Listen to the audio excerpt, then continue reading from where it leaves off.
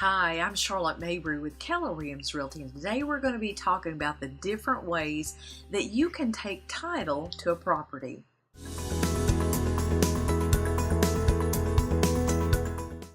Hey, I appreciate you hanging out today watching our video blog here. Before we talk about title issues in property, maybe you're thinking of buying or selling a home. We've got tons of information we would love to share with you. All you've got to do is scroll on down there a little bit and you will find a couple of buttons. One says, hey, I'm buying a home. One says, hey, I'm selling a home. Click on that. You'll get all the information. If not, I'm going to give you at the end today another way to contact us to get any information that you need. You know, when people take title to a property, let's say that you and your spouse are buying a property. Typically your deed is called joint or tenants in common. That is typically in our state of Tennessee and Georgia. We find that married people own property 100% and 100% together. But there's another way to own property, and it's called joint tenancy.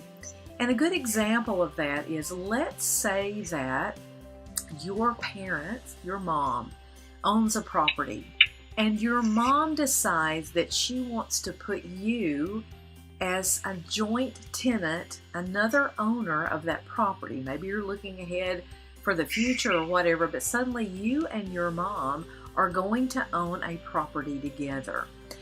That can be some good things, but there can be some pitfalls to think about.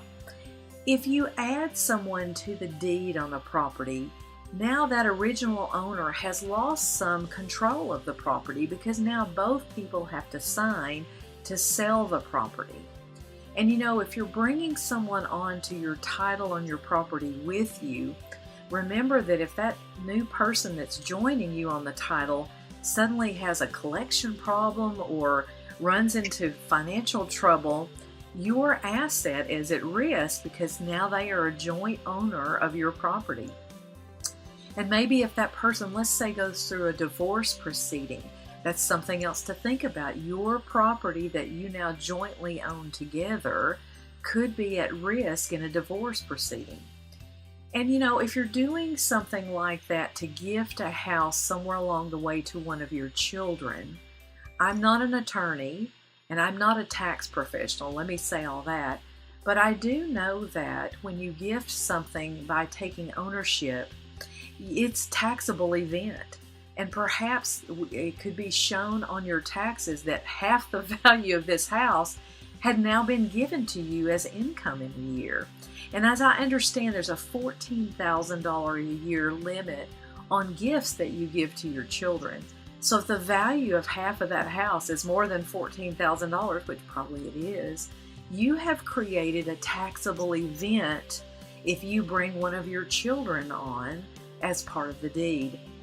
So there can be some good advantages to having joint tenants where two people own property together, but my advice would be really check that out, not only with a tax professional, your CPA, but also with a good real estate attorney so that you understand how you really own that property.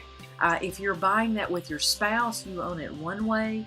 If you're buying it as joint tenants with someone else you're not married to, it's an entirely different process. So the moral of this long story is, before buying a property, make sure what kind of deed you're getting and how you're taking title. You know, if you want more information or maybe a contact of a real estate attorney you could speak with, we'd be glad to get that for you. You can send me an email, charlotte@charlottemabryteam.com, and we'll be glad to get that for you. Thanks for hanging out with us on our video blog today. I appreciate you taking your time. Hope you have a fantastic day and a wonderful week, and we will see you back next time. Thanks a lot.